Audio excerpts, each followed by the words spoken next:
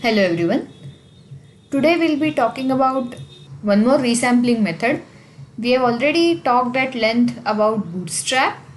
So today we'll be introducing another recycling method called as jackknife. So what does jackknife do? So again the aim is resampling. So resampling means from the given sample I have to construct few more samples. Okay. So how do we do that? The concept of jackknife is pretty simple. Suppose I have x1, x2, xn coming from some common distribution f. Again, I am not assuming the distribution to be known. I don't even know the form of the distribution, so the family is also not known. I just know that they are IID and they are coming from some distribution. Then from this I have to draw a resample. Now in Bootstrap as well as in Jackknife, when I say that I am going to use a given sample for drawing a sample again, basically it is as good as saying that I am sampling from the empirical CDF. Okay, the resampling or the second stage sampling that is happening is coming from this original sample. So coming from original sample means what? What are the probabilities associated with each of these values? Each of these values will have 1 by n probability associated with it. And if some values are repeated, for example, let's say x2 and x8 are exactly same, then that particular value, whatever that value is, let's say a, will have probability 2 by n associated with it of getting selected. Correct? So this is exactly same as drawing a sample from empirical CDF. Do you remember empirical CDF? You must have done this in BSc, right?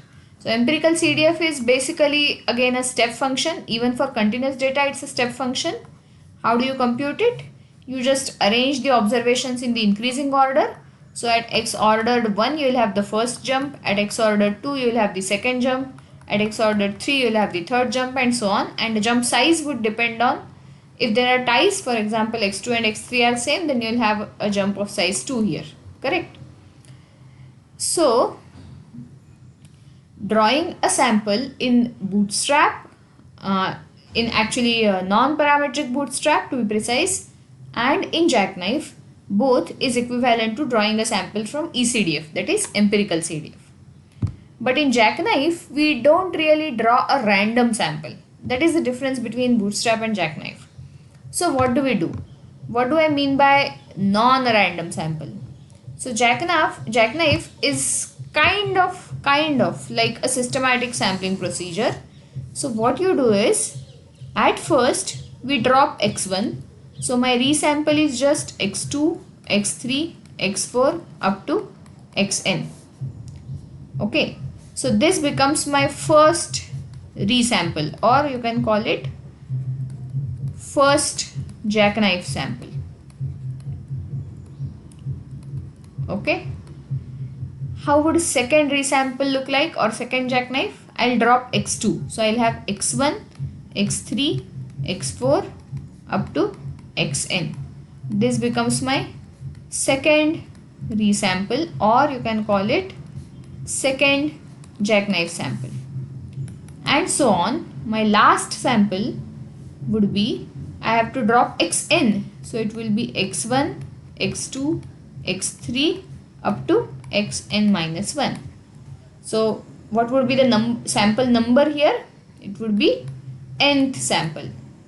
Okay, in ith sample I am dropping ith observation. So in the last sample I am dropping nth observation. Okay, and how many samples do I have? I'll have n such samples. And what is the sample size?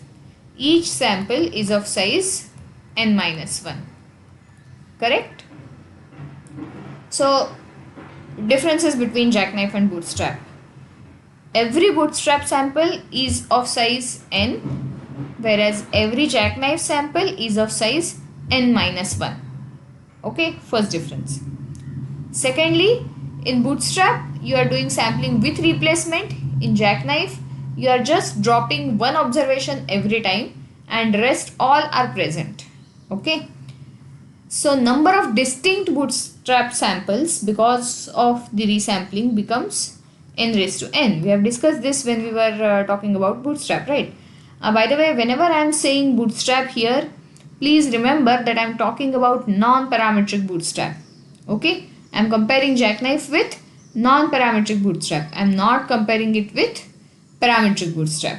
Okay, so n raised to n is the first is the number of distinct samples in bootstrap, possible number of distinct samples in bootstrap, whereas in Jackknife you will have exactly n distinct samples. You cannot have more than n distinct samples.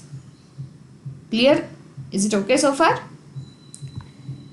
Okay, so now how do we use these n distinct samples to get, say, something like interval estimate or variance of the estimate? So now I have n distinct samples. So if I am trying to estimate some theta, from each sample I can get theta hat.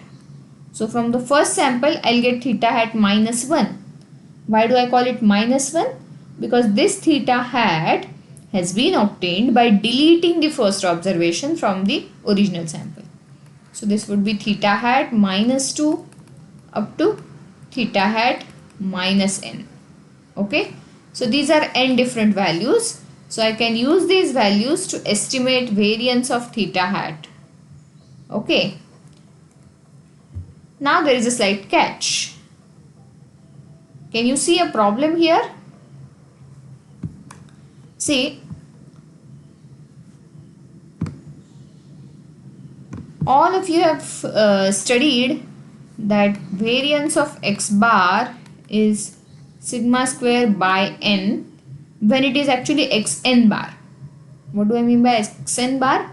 The sample mean has been computed on the basis of n observations, observations from the sample, then variance has this n term coming in picture. So if I were talking about sample mean based on n minus 1 observations, I'll have sigma square upon n minus 1. Got it?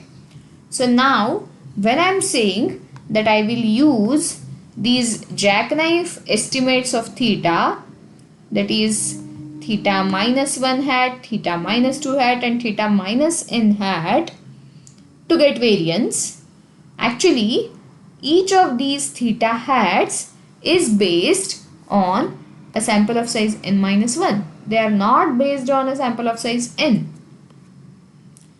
Are you getting what I'm trying to say here? Each of these Jackknife estimates are based on a sample of size n minus 1. So when I estimate variance of theta hat using these values, I'll actually be estimating variance of theta hat which is based on a sample of size n minus 1. Whereas in reality, I need variance of theta hat when theta hat is based on the original sample, that is a sample of size n. Correct? And these need not be equal, right? So I need to have some way to convert this variance to this variance so that I can get a correct estimate of this.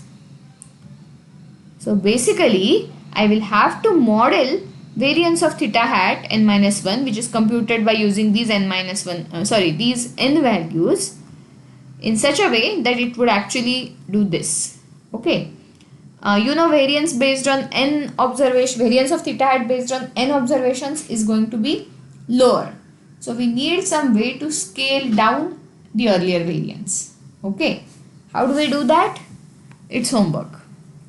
So your job is to find out how this adjustment is made in Jackknife. Okay. To convert variance of theta hat where each theta hat is based on n minus 1 observations to variance of theta hat where each theta is based on n observations. Is it okay? Is it clear to everyone what the question is for homework? Okay. So this is how Jackknife works. You might have come across Jackknife if you remember, I don't know whether you remember, we did in multivariate analysis something similar. Do you remember? So when we talked about estimate of misclassification probability in discriminant analysis, so we talked about non-parametric estimate or cross-validation based estimate of misclassification probability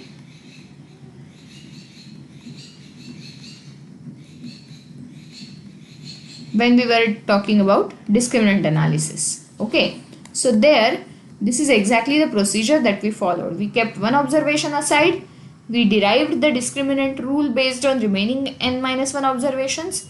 We used that rule to predict the class for this observation which has been kept aside, and then we checked whether that observation is correctly classified or not, and then we did it for all n observations and used those classifications to give us an estimate of misclassification probability. Okay, so far? There is one more place where you have used jackknife, and that is in your regression course. Can anyone recall where there was jackknife type of discussion in the regression course, like keeping one observation aside and doing something on the basis of remaining observations? So you remember what are called as PRESS residuals. So prediction error sum of square. So how do you calculate PRESS residuals? The procedure to calculate PRESS residuals is exactly similar to jackknife. So what you do, you have pairs x1 y1, x2 y2, xn yn. First thing, in the first iteration, you keep x1 y1 aside. You take only x2 y2, x3 y3 up to xn yn.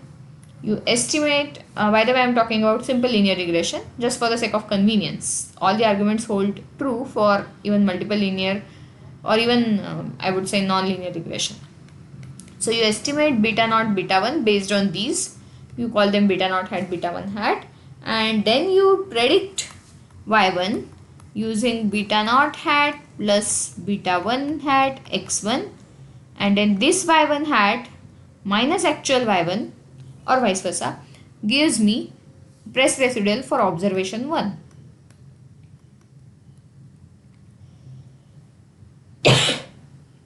Then we repeat similar procedure for observation 2. So we keep x2 y2 aside. We have x1 y1, x3 y3 up to xn yn.